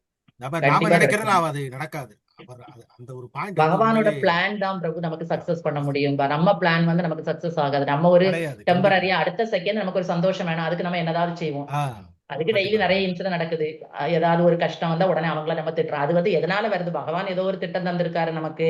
நம்ம வந்து அதை என்ன செய்யணும்? நம்மளோட கர்மான்னு அக்செப்ட் பண்ணிக்கிட்டு நம்ம போய்கிட்டே இருக்கணும். அப்போனா நமக்கு டென்ஷன் இல்ல, நம்மளோட அதான். ஏன்னா கர்மாவும் குறையுதுன்னு நினைச்சுக்கணும். இந்த பாயிண்ட் எதுக்காக சொன்னா, இப்போ வந்து இடையில வந்து எனக்கு வந்து ஒரு 25 நாள் இங்க ஒர்க் ப்ரெஷர் ஜாஸ்தி. நீ பாத்தீங்கன்னா ஓகே. நைட்டு 2 மணிக்கு வர 3 மணிக்கு வர, அதனால கூட ஸ்லைடு ரொம்ப லேட் ஆகுது. அடுத்த நாள் சாயங்காலம் மத்தியானம் பாரு. அப்ப குருஜிட்ட டெய்லி நான் ஹரிகிட்ட குருஜிட்ட ரிப்போர்ட் பண்ணிட்டே இருப்பேன். அவரை போய் சொல்லுவார், அப்போ உனக்கு இவ்வளவு ஒர்க்ல இவ்வளவு கஷ்டம் இருக்குன்னா அது உனக்கான ஏதோ ஒரு இதுதான். So அதை நீ பொறுத்துக்கோ, பொறுத்துட்டு நீ செஞ்சுட்டே இரு. ஏதோ எடுக்கிறாரு, ஏதோ கொடுப்பாரு, அது ஒரு திட்டம் இருக்கும். ஸோ அவருடைய திட்டம் தான் தெரியல. அதனால நீ கஷ்டமா, நான் சொல்லுவேன் ரொம்ப கஷ்டமா இருக்கு குருஜி, என்னால அது எப்படி பண்றேன்னு தெரியலன்னு கேட்டிருக்கேன். அப்ப அவருக்கு அதுக்கு விளக்கம் கொடுத்துட்டே இருப்பாரு. அப்ப குரு மூலமா தெரிஞ்சுட்டு இன்னைக்கு உங்க மூலமா தெரிஞ்சுக்கிட்ட அந்த விஷயம். அப்ப அவரு கொடுக்குற கண்டிப்பா. எதுவுமே நமக்கு ஏதோ ஒரு நல்லதுக்கு தான். அப்ப அது என்ன கஷ்டம் வந்தாலும் நம்ம பொறுத்துட்டு கண்டிப்பா கண்டிப்பா. ஏன் கொடுக்குற நானே அப்படின்னு எனக்கே நினைக்க ஒரு கூடாது நிறைய அப்படின்னு. சில இன்சிடென்ட் எனக்கே தோணும். அதுல ஒரு இன்சிடென்ட் பாத்தீங்கன்னா, திருவட்டார் டெம்பிள் போவோம் எப்பமாவது. அப்போ ஒரு நாள் போகும்போது ரொம்ப கூட்டம் இருந்துச்சு. நிறைய வெளியே இருந்து நிறைய பேர் வந்திருந்தாங்க. அப்ப அவங்க சத்தம் போட்டுட்டே இருந்தாங்க. அப்ப அவங்க கீழே இருந்து போற்றி அந்த பிராமின்ஸ் அவங்க எல்லாம் சொன்னாங்க, யாருமே சத்தம் போடாதீங்க, அவரு பகவான் வந்து நித்திரையில இருக்கிறாரு, யாருமே சத்தம் போடாதீங்க. அப்ப நான் மனசுக்குள்ள நினைக்கிறேன், ஆமா நீ மட்டும் நல்லா தூங்குவ, நாங்க எல்லாம் தூக்கம் இல்லாம அலைஞ்சிட்டு இருக்கணும், அதனால எல்லாரும் சத்தம் போட்டு உன்னை எழுப்பி விடட்டும். அன்னைக்கு நினைச்சது தப்புதான். ஆனா எனக்கு அன்னைக்கு ஒரு சின்ன கஷ்டம் இருந்தது, நான் அப்படி நினைச்சுக்கிட்டு வெளியே இறங்கி வந்தேன். வந்து கொஞ்சம் அடுத்த பக்கத்துல இன்னொரு கிருஷ்ணர் இருக்காரு, அவர்கிட்ட போனேன். அங்க எப்பவுமே அந்த அவரு ஒருத்தர் இருப்பாரு, ஒரு வயசானவர் இருப்பாரு. அவர்கிட்ட எப்பவுமே நான் பார்த்துட்டு வருவேன். அன்னைக்கு அவர் என்ன கூப்பிட்டாரு, நான் போறேன், எல்லாருமே வந்திருந்தாங்க ஃபேமிலி மெம்பர்ஸ். அவர் என்ன கூப்பிட்டு இங்க வாமான்னு சொல்லி நிறைய கிருஷ்ணா லீலைகளை பற்றி பேசிக்கிட்டே இருந்தாரு. எனக்கு டைம் ஆச்சு, ஆனாலும் அவர் சொல்லும் போது நம்ம கேட்கணும்ல, அதனால டைம் ஆனா போட்டுன்னு கேட்டுட்டு இருந்தேன். அது நமக்கு இப்ப படிச்சதுனால கொஞ்சம் கொஞ்சம் நமக்கு தெரியும், ஆனாலும் நான் கேட்டுட்டு இருந்தேன். கடைசியில அவர் சொன்னாரு, இதுமா பகவான் வந்து ஒரு விதத்துல அடிக்கிறாரு, கஷ்டப்படுத்துறாரு, மனசு கஷ்டப்படுத்துறாருன்னா கண்டிப்பா நம்மளை அணைக்கிறதுக்கு தான் படுத்துறாருன்னு புரிஞ்சுக்கணும், வேற எதுவும் இல்லை அப்படின்னு. அப்ப நினைச்சுக்கிட்டு, அப்ப நம்ம சொன்னது பகவானுக்கோட காதுல கேட்டுறது போல. அதுக்கப்புறம் இனிமேல் எப்பவுமே பகவானை பற்றி நம்ம என்ன செய்யக்கூடாது, தப்பாவே நினைக்க கூடாது. கண்டிப்பா அவருக்குள்ள என்ன செய்யும், கண்டிப்பா அன்னைக்கு செய்யறது பெரிய பாவம் அப்படின்னு நினைச்சுக்கிட்டு மன்னிப்பு கேட்டு வந்துட்டோம். ஆனா கண்டிப்பா கேட்பாரு பிரபு. Hare Krishna. Okay ma'am. Hare Krishna. Thank you மாதாஜி, ஹரே கிருஷ்ணா. அந்த பிரபு சொல்லுங்க மாதாஜி. மாதாஜி ஜராசந்தன் வந்து எவ்வளவு நாள் ஃபைட் பண்ணாலும் அவரால வெல்லவே முடியல. யாருக்கு? கடோர்கஜனுக்கா? சராஜதன் சராஜந்தன் ஜராசந்தன். ரெண்டா கால் ஒரு பக்கம் தலை ஒரு பக்கமா போடுவாங்க, கிழிச்சு ரெண்டா கிழிச்சு அது வந்து ரெண்டா கிழிச்சு போட்டு கூட அது வந்து ஒட்டிக்கும், திருப்பி வந்து ஒட்டிக்கும். அப்பதான் கிருஷ்ணர் என்ன பண்ணாரு, வத்தி குச்சி கிழிச்சு லெப்ட் ஹேண்ட் வந்து ரைட் ஹேண்ட் பக்கமோ, ரைட் ஹேண்ட் வந்து லெப்ட் ஹேண்ட் பக்கமோ போட சொல்லி அவரு காமிப்பாரு, வத்தி குச்சி கிழிச்சு. அப்புறம் வந்து ரெண்டு பக்கம் இப்படி மாத்தி மாத்தி போடும் போது ஒட்டும், நம்ம ஒட்ட முடியாது. அதனாலதான் அவரு கடைசியில செத்து போயிட்டாரு. ஆமா ஆமா மாதாஜி. நமக்கு ஹரே டைமும் கிருஷ்ணா. ஆகுது மாதாஜி. ஓகே, ரொம்ப நல்லா இருந்தது மாதாஜி. சாண்டிங் பண்றேன் ஹரே மாதாஜி. கிருஷ்ணா, ஹரே கிருஷ்ணா. கரு மாதாஜி, ரீகேப் யார் பண்றாங்க? ஹரே கரு கிருஷ்ணா மாதாஜி. மாதாஜி, இன்னைக்கு நம்மளுக்கு ரேவதி மாதாஜி ரீகேப் பண்றாங்க. மாதாஜி மாதாஜி. ஹரே கிருஷ்ணா மாதாஜி, பிரணாம்ஸ் மாதாஜி. ஹரே கிருஷ்ணா. ஹரே கிருஷ்ணா மாதாஜி. சாப்டர் 8, பரத்தை அடைதல். பரம் உன்னதமானது, பகவான்னா மிக உன்னதமானவர், பகவானின் இடத்தை அடைவது மிக உன்னதமானது. அர்ஜுனன் வந்து புருஷோத்தமன் என்று பகவான சொல்றாரு. ஏன்னா புருஷோத்தமன் மிக உன்னதமானவர் அப்படின்னு. அப்புறம் மதுசூதனன் என்று சொல்றாரு. ஏன்னா ஒரு மது என்ற அரக்கனை வந்து அவர் அழிச்சாருன்றதால, எங்க கிட்ட எங்க மனசுக்குள்ள இருக்கிற அந்த அரக்கனையும் என்ன அழிச்சிரு கிருஷ்ணா அப்படின்றதுக்காக அந்த பேரை சொல்லி கூப்பிடுறாங்க. மேலும் வந்து இந்த இதுல வந்து பிரம்மன் அப்படின்னா ஜீவாத்மாவை குறிக்கும், பிரம்மன்னா பரம புருஷரை குறிக்கும், அத்தியாத்மா அப்படின்னா நம்மளோட ஆத்மாவை குறிக்கிறது. ஆத்மாவின் சுபாவம் பகவானுக்கு சேவை செய்வது. ஆத்மா நித்தியமானது, அழிவற்றவானது, ஆனந்தமயமானது. ஆனால் பௌதிகமானதால் இது வந்து இந்த இது உடல்ல வந்து கட்டுப்பட்டு இருக்கிறதால இதுக்கு வந்து அத்தியாத்மா அப்படின்னு சொல்றாங்க. அப்புறம் நம்ம வந்து பகவானுக்கு சேவை செஞ்சுட்டு அனன்ய பக்தி செஞ்சுட்டு பகவானை அடையணும்ன்றதால இந்த அத்தியாயம் சொல்றாங்க மாதாஜி. ஹரே கிருஷ்ண மாதாஜி. நெக்ஸ்ட் வந்து பாகவதம் மாதாஜி.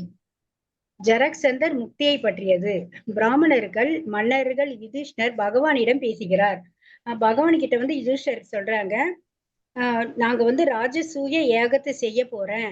இது ஏன் செய்யறேன்னா எனக்கோ எங்க தம்பிக்காகவும் மட்டும் கிடையாது, நீங்க தேவர்கள் திருப்தி அடையறதுக்காக தான், மத்தபடி வேற எதுக்காகவும் கிடையாது அப்படின்னு சொல்லும் போது பகவான் சொல்றாரு, இந்த யாகம் செய்யறது சும்மா கிடையாது, நீங்க வந்து எல்லா மன்னர்களையும் வந்து அழிச்சுக்கிட்டு வந்தாதான் அது மூலம் நமக்கு வந்து நிறைய வரி கிடைக்கும், நிறைய பணம் தேவைப்படும், அதனால நீங்க போர் செஞ்சு எல்லாரையும் நீங்க அழிச்சிட்டு வாங்க அப்படின்னு சொல்றாங்க. அதே மாதிரி இவங்க செய்யறாங்க.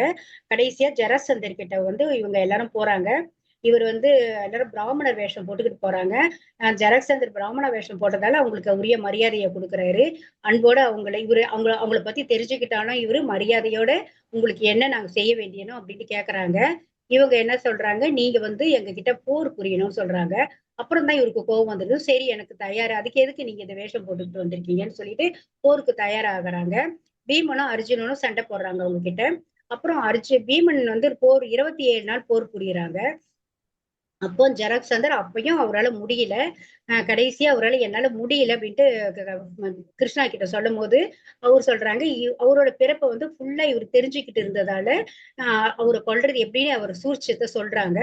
அவரை 2ஆ பிரிச்சு போட்டுட்டு அதுக்கப்புறம் தான் நம்ம வந்து கொல்ல முடியும் போது அதே மாதிரி பீமன் வந்து அதை 2ஆ எடுத்து பிரிச்சு போட்டுட்டு வேற வேற பக்கம் போட்டதால அவரோட வந்து உயிர் பிரிஞ்சிச்சு மாதாஜி. இதுல இருந்து என்ன தெரிஞ்சுக்கணும்னா, நம்ம வந்து அப்புறம் அவங்க கிட்ட அவரோட மகன் கிட்ட சொல்றாங்க, நீ வந்து இந்த இது வந்து நீ அரசாடுப்பா, நீ கிருஷ்ண பக்தியை வந்து இந்த உலகத்துக்கு இந்த ஊருக்குள்ள நீங்க பரப்பிட்டு அது மூலம் வந்து எல்லாருக்கும் கிருஷ்ண பக்தியை கொடு அப்படின்னு சொல்றாங்க. அது என்னன்னா எல்லாருமே கிருஷ்ண பக்தி பண்றதால எல்லாருமே நேர்மையா தர்மத்தோடு வாழலான்றதுக்காக மாதாஜி. நம்ம எல்லா பக்தர்களுமே வந்து குருவை ஃபாலோ பண்ணிக்கிட்டு அவங்க சொல்றதை நம்ம கேட்டுமோ நம்மளும் பகவானை அடையலான்றது மாதாஜி. ஹரி கிருஷ்ண மாதாஜி. ஹரி ஹரி போல். தேங்க்யூ ரேவதி மாதாஜி. தேங்க்யூ மாதாஜி. ரொம்ப ஷார்ட் அண்ட் கிறிஸ்பியா இருந்தது மாதாஜி. ரேவதி மாதாஜி சூப்பர். தேங்க்யூ மாதாஜி. நான் ஸ்கூல்ல இருந்து 1 hour பர்மிஷன் கேட்டு வந்தேன் மாதாஜி. Super super. ரீகேப்காக வீட்ல இருக்கேன், இப்ப போகணும் நானு. ஓகே மாதா, இது ரொம்ப அழகா இருந்தது. இதான் ரீகேப். நீங்க அதனால கஷ்டம் எல்லாம் படாதீங்க, ரொம்ப அழகா சொன்னீங்க. ஓகே, தேங்க்யூ மாதாஜி. ஹரே கிருஷ்ணா மாதாஜி. ஹரே கிருஷ்ணா மாதாஜி. தேங்க்யூ மாதாஜி.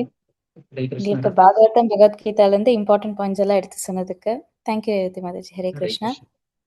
ஸ்ரீகலா மாதாஜி சொல்லுப்பா. நம்ம வாஞ்சா கல்பியா சொல்லிக்கலாம் மாதாஜி. ஓகேடா ஓகேடா.